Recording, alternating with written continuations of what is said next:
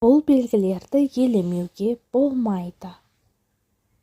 Арнаға тіркеліп, лайк басуды ұмытпаңыз. Кеттік. Қызыл тақтар бұл өт қабы, бауыр, ұйқы безінің жұмысының нашарлығынан және инсулин резистенттілікті білдіреді. Ал егер сізде папиллома болатын болса, ол инсулинорезистенттілік немесе адамда папиллома вирусы, яғни ВПЧ болуы мүмкін. Сонымен қатар жаңа қалдар, оларға аса назар аудару қажет. Яғни ол ультракүлгін сәуле, жоғары радиоактивті фон, темекі шегу, ішімдік ішуден пайда болуы мүмкін. Келесі тері жарылуы мен қабыршақтануы. Бұл әсіресе аяқта пайда болады. Ол көптеген витаминнің жетіспеушілігінен, темірдің жетіспеушілігі, сонымен қатар А, Е, Б тобының жетіспеушілігінен пайда болады. Және ішекте патогенді флораның көбеюінен өт қабындағы мәселелерден болады. Сонымен қатар келесі түрі таңда оянғанда денеде ісік, яғни отектің болуы.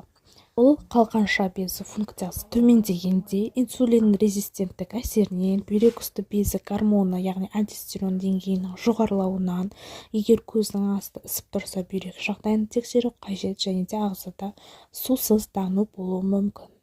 Егер тамақтанғаннан кейін әлсіздік, ұйқышылдық пайда болса, әсіресе 1 мен 5-тің аралығында, ол инсулинорезистенттілік, темір тапшылығы және де бүйрек үсті безінің шаршауы.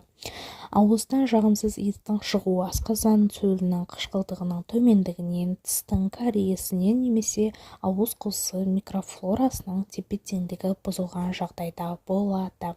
Сонымен қатар ауыз қуысында сізде құрғақтық үнемі болса, үнемі шөлдеу сезім болса, онда ағзаңыз сусызданған, яғни керекті мөлшерде су қабылдамайсыз.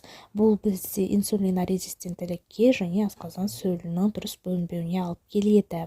Егер сізде денеден жағымсыз иіс пайда болса, ішектегі дисбиоз, бауырдағы нагрузка, яғни токсиндердің шығарылуы қиындайды. Гормональды бұзылыс, лимфа жүйесінің қабынуы деген сияқты болуы мүмкін.